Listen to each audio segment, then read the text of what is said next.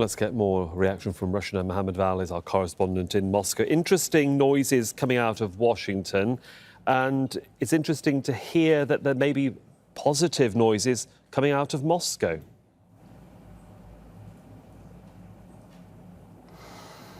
Well, so that's by the looks of it. The two sides have been talking about the need for negotiations for a long time. The two sides have been showing their conviction that there can be no solution to this conflict except through the negotiating table. This is only a repetition of what has been said over and over again.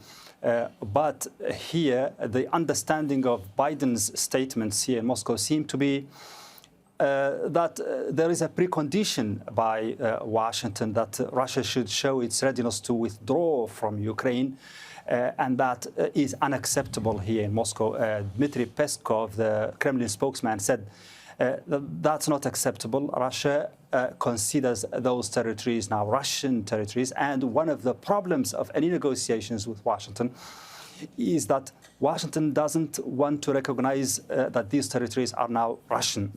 So we see that the two sides are still very far apart.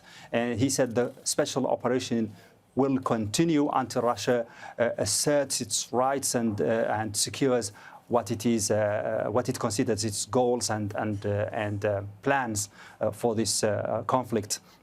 So Russia hasn't budged in terms of its instance from the first day, and today is not, not a big difference.